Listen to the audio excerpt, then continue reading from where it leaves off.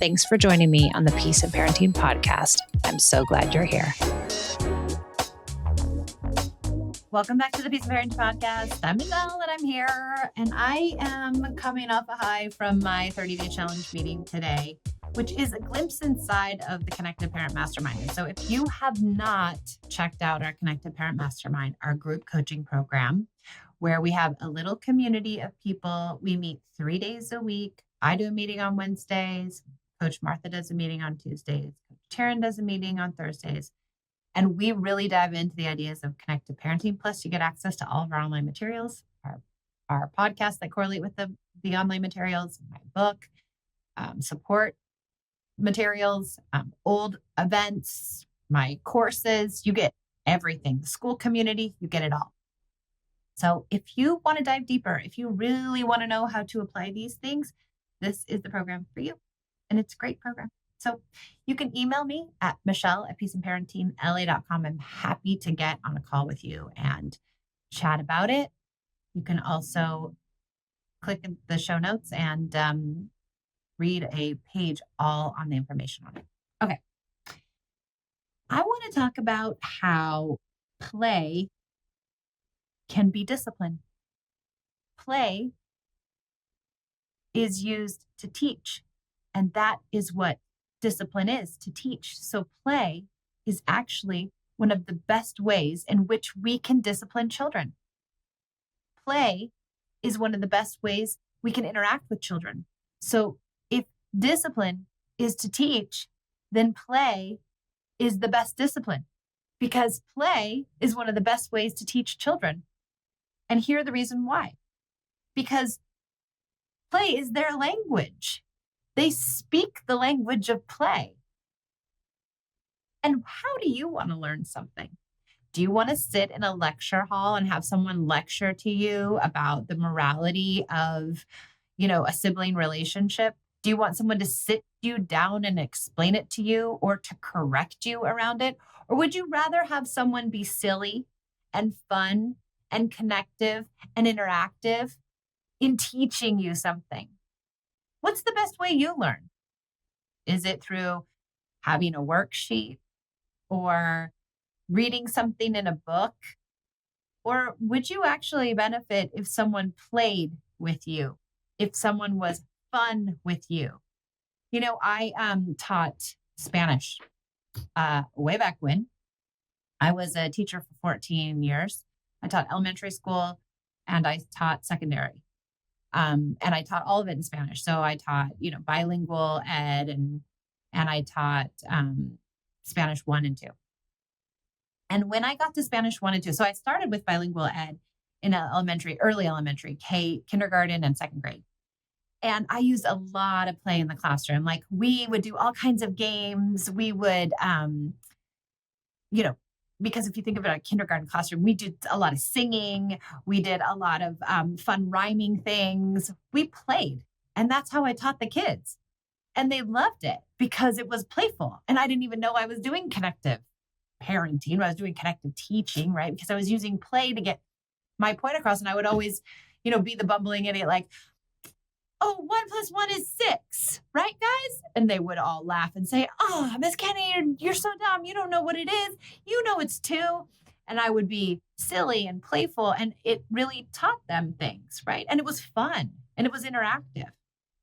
And so then when I got to secondary school, I was like, how the heck am I going to teach Spanish 1 with play? And so I went to this conference and it was all about how to use games in your Spanish classrooms or in your language classrooms. And it was one of the best conferences I ever took. I took it every single year, and every single year I learned new games and I figured out how to be playful. And I taught kids in secondary school. I taught Spanish using games. We played Battleship, we did rhymes, we had songs, we played Password. I mean, every day was a game. And it was so fun. And we learned really well. My kids did really well because play is such a magical way to learn something. And if discipline is to teach, and we're trying to teach our children things, then play is the natural progression for discipline. And it's why it's so much more effective than consequences and punishment. Play also, in all of this play, it keeps us calm. It keeps us in a positive light. It keeps us connected, because instead of going to consequences and punishments and threats and bribes, we're going to play, which naturally in your body just feels better. Being playful feels better. We also exude a sort of connection with our child when we come with play, as opposed to coming with threats or bribes or consequences or yelling or lecturing or correcting, because that doesn't feel good in our body, and it doesn't translate to connection to our child. And it actually puts us in a negative light. It makes us feel icky. It does me. It makes me tight and growly almost. Whereas play makes me feel light and energetic and loving and caring and charismatic. And it puts me in this place where I'm more receptive to connection with my child, especially when they're doing something naughty. And that, I think, is one of the best places we can use play, because there's already shame there. Our child already feels bad. They already know that they're not doing what they want to be doing. And when we can break it up and we can discipline using play, we teach way more than when we use consequences, punishments, bribes, threats, rewards. And when we can stay calm, because it really lends itself to keeping us calm, because it's not aggressive, because it's not punitive, because it's not unkind. It's calm and loving and playful. So it is problematic, though. And here's why. Our bodies and brains don't see play as discipline. We don't see it as a pathway to helping children learn. We don't see it as productive. We often see it as a way that it is going to reinforce bad behavior. But that is just a fallacy. And all of those things that we believe around play have to change. That mindset has to change in order for us to embrace the idea of using play as discipline. And, really, people didn't play with us like that as kids. Nobody came to us when we were having a hard time or doing the wrong thing, and we're like, oh, I guess you're going to get a hug now. No one would have done that. They would have said, go to your room. What are you doing? You need time out. They would have come down our throat. And so somewhere in the back of our mind, we're like, no, this isn't right. This is wrong, because it's so counterintuitive. Additionally, we can't come up with fun games or find, a strategy that's playful, because we have never learned any. So sometimes we have to teach ourselves. And I think that's what's so good about our Connected Parent Mastermind. We have a whole module on play. We talk about play all the time. We use it in almost every single meeting it comes up. And we really practice the principles of play. And we give you games and we give you suggestions, and people come with questions, and we tell them how to use play, and it becomes just part of our practice. And so play is a big, huge part of discipline. It is not just like a passing by moment, but it is a huge part of discipline in the connected parenting world. Now, it isn't a big part of discipline in the gentle parenting world, but it's one of our main staples in connected parenting. And I think it serves us very well if we use it. The problem is sometimes we can't use it. And I have so many people say to me, I can't play. I can't get there, Michelle. I can't get my mind to think that way. I can't change. And what I say to that is, yes, you can. You actually can. But you have to want to, and you have to be, determined to. You have to say, yes, I want to do this. Yes, I'm going to do this. Yes, I see the benefits in it. And I think part of it is that if you don't have the new mindset around it, right? If you don't have this new ideology that you actually believe that it works and that you believe that it's going to be a good way to discipline kids, and if you don't believe that, then of course you can't do it. But if you change your mindset and know it and believe in it, then it becomes much easier. And so you have to embrace this idea that A, you can do it, and B, that it works. And don't tell yourself you can't. I don't want to hear that, guys.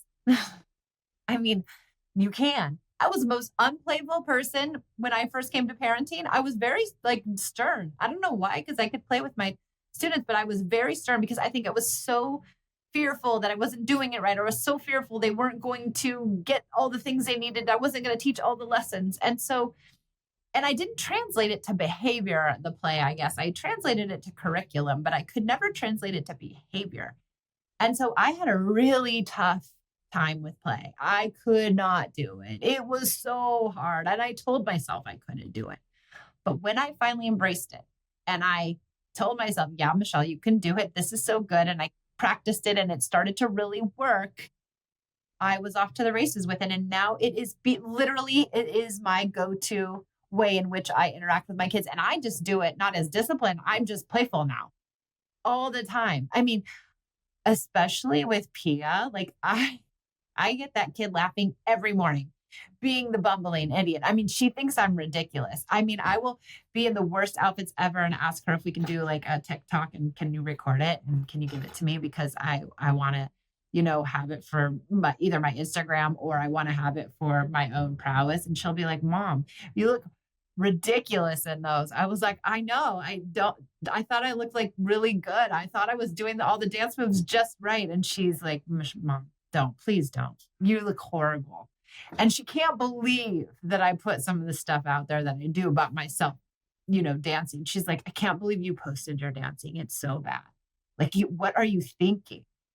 And I just I lean into it because it's so funny for her. And we bond so much about it that it becomes this bonding experience. So not only do I use it when someone's having an off-track behavior, but I just use it as part of our experience together. A light, loving, playful house is a fun house to be in. And that's what I want. Now, am I perfect? Do I always do it? No. Sometimes do I not want to do a TikTok when she asks me? Yes. Sometimes am I stern? And I don't want to be, but I make mistakes and I do the wrong thing. And I don't always, follow my own advice. I try, but it doesn't always come easily to me because I'm human again. But play can be discipline. Play can be also part of your ethos. Play can be everything, really. I mean, you have to do the other things too, but I love play so much. So really start thinking about how you can intervene with your children using play, as opposed to you could just take threats and bribes and you could exchange them for play. You could take yelling and reprimands and correction and exchange it for play. Literally, you just find every moment where you want to do those things, you find something playful to do instead. And I bet it will change the entire ethos of your sweet little family. I promise you, if you do it diligently, it will. And if you're struggling, come find us. Email me. Let's get you in the program. Come to my Wednesday meeting at 4 p.m. It's lovely. We talk all about it. All right. Thanks for joining me on the Peace and Parenting podcast. I'm so glad you're here, and I'll see y'all next time.